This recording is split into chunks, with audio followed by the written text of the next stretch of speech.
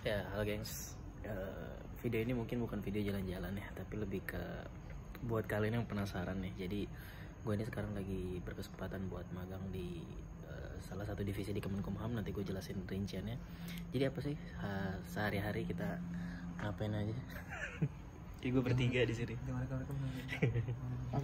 Dan kita lihat aja. Jadi buat teman-teman semua yang nanti ada keinginan buat magang juga punya gambaran nih. Nah ini jadi sebagai edukasi aja gitu. Ikutin terus, mantap. Jadi lagi pada rapat, so gue mau ke toilet dulu sebelum jalan ke hotel karena ada rapat. Kita review dulu toiletnya nih. Ada air, ada toilet duduk di kebanggaan kita semua, tempat mencari ilmu-ilmu, pemikiran-pemikiran baru. Nah, sekarang saya akan kencing dulu. Ya, jadi sebenarnya sekarang itu ada rapat mereka ya, kita ini sebagai notulensi aja karena kita magang kurang lebih 3 hari di salah satu hotel yang letaknya cukup dekat dari Kemenkumham, masih di wilayah Kuningan juga. Ikutin terus. Nah teman-teman, buat teman-teman yang sering kepikiran ya, maksudnya sering dapat omongan kalau magang di instansi negeri itu paling cuma disuruh bikin kopi, disuruh ngapain. Nggak begitu kok teman-teman. Dari yang gue rasain sendiri nih, kita ada job di saya masing-masing tergantung pembagiannya. Jadi sebenarnya kalau di Menkumham sendiri itu terbagi jadi kurang lebih ada 6 ditjen ya, ditjen atau dirjen. Gue ditempatkan di Dirjen Hak Asasi Manusia dengan subdivisi yaitu pelayanan komunikasi dan masyarakat. Nanti ada pembagian divisinya lagi, dan ya setiap peserta magang tentunya akan mendapatkan pembimbing, yang mana pembimbing itu ya akan menjelaskan job desk, akan memberitahu tutorial dan lain-lain sebagainya. Gitu teman-teman. Dan di sini yang magang juga cukup banyak ya, nggak cuma dari kampus kayak gue, tapi juga ada dari teman-teman SMK lainnya. Ya tentunya mereka juga ada di bagian-bagian subdivisi lainnya gitu. Kalau gue di sini lingkup pekerjaannya kayak menginput data, kemudian juga ada analisis karena berhubung gue berangkat dari mahasiswa hukum ya, tentunya kita analisis data ya teman-teman, dan lain-lain sebagainya. Mas. Ya jadi kurang lebih seperti itu. Jadi nggak yang dibilang cuma ini kok, cuma itu kok, tetap ada lingkup pekerjaannya seperti itu teman-teman. Cuma balik lagi teman-teman, gue nggak bisa buat memperlihatkan bagaimana sih lingkup kerjanya karena kan ini menyangkut data pribadi dan lain sebagainya. Jadi ya nanti intinya kalian akan diberikan tutorialnya lah, jadi tidak dilepas begitu aja teman-teman. Mantap. Ya guys, sekarang kita udah di lobby hotel. Bukan lobby, sini basement Hotel Grand Melia. Jadi ada acara sebenarnya, makanya kita disuruh kesini. Nggak tahu mau ngapain sih.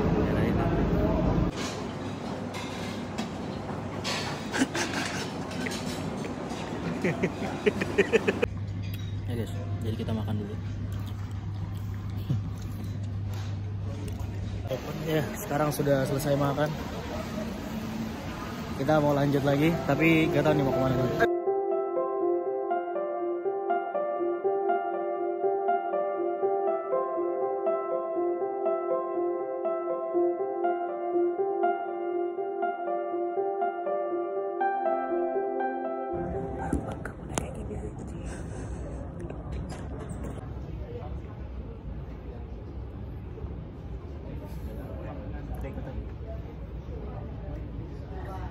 Skip sih dia tuh.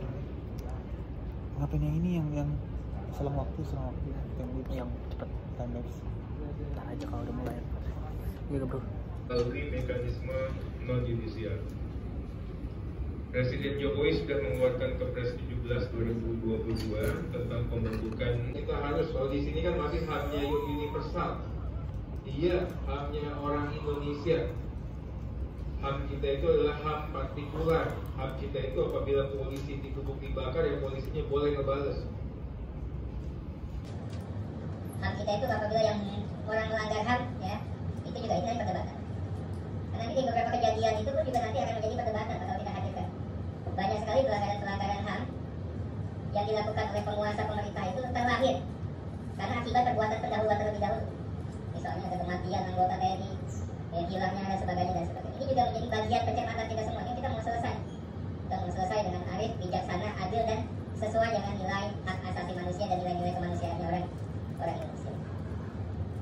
Sebagai upaya rekonsiliasi, kita berharap juga fakta tersebut bisa diungkap kebenarannya. Ya. ya gengs, berhubung masih ada kegiatan lainnya jadi kita harus pulang duluan. Sementara di sana tadi ada Pak Arteria Dahlan dan Pak Dirjen Hak Asasi Manusia dan lain-lain sebagainya. Tapi kita nggak bisa ngikutin sampai akhir. Jadi notulensi diserahkan ke teman-teman magang yang lain. So kita lanjut lagi. Ya gengs, sekarang gue udah kembali lagi di Kota Depok. Sebenarnya rapatnya tuh masih berlangsung ya teman-teman, forumnya. Cuma gue harus pulang duluan karena gue juga ada pekerjaan lain ya. Jadi bisa disimpulkan ya teman-teman, buat teman-teman yang masih merasa kayak magang di institusi negeri itu kayak nanti nggak dapat pelajaran apa-apa atau gimana, itu kurang tepat sih teman-teman. Teman-teman tetap bakal diajarin kok hal-hal yang menyangkut basic-basic, terutama untuk kapasitas magang. Ya tentunya akan ada batasan-batasan tertentu yang nggak bisa dilampaui, nggak bisa sama seperti staff-staff yang memang sudah menetap di sana. Nah, jadi buat teman-teman yang mau coba buat magang di instansi negeri, terutama di Kementerian Hukum dan Hak Asasi Manusia, terkhusus di gua di Dirjen Hak Asasi Manusia, itu nanti teman-teman bisa buat mendaftar melalui ada websitenya. Teman-teman cari aja di internet, itu ada dia website khususnya dan teman-teman bisa mengajukan di sana. Belum lagi juga teman-teman nanti akan ada persesuaian tentunya dengan kampus masing-masing ya, karena akan ada legalisasinya. Kayak gue misalnya ada surat pengantar dari wakil dekan bagian kemahasiswaan dan lain-lain sebagainya. Jadi akan berbeda ya kebijakan antara satu kampus dan kampus lainnya. Tapi yang jelas sudah lebih tertata dan cukup mudah juga kalau teman-teman buat apply-nya. Gue sendiri apply buat kurang lebih 1-2 bulan dan alhamdulillah di apply. Jadi lumayan juga buat ngisi waktu kosong, nambah pengalaman juga. Ya kurang lebih seperti itulah teman-teman. Jadi intinya jangan pernah menyerah, terutama untuk mencoba hal-hal baru. Gue pribadi juga sebenarnya nggak punya cita-cita buat masuk ke dunia aparatur sipil negara, tapi gue pengen coba. Dan ternyata memang menarik ya, cukup menarik teman-teman. Jadi buat teman-teman yang memang apalagi punya ketertarikan lebih, silahkan coba buat magang dulu. Kalau teman-teman suka, mungkin teman-teman bisa lanjutkan karirnya gitu. Ya kurang lebih dari gue gitu aja ya teman-teman. Mohon maaf banget nih kalau misalnya videonya kurang jelas atau gimana, karena gue kan biar bagaimanapun magang ya di sana, dan juga ada batasan-batasan yang nggak bisa buat disebarluaskan teman-teman. Jadi teman-teman silakan langsung coba aja.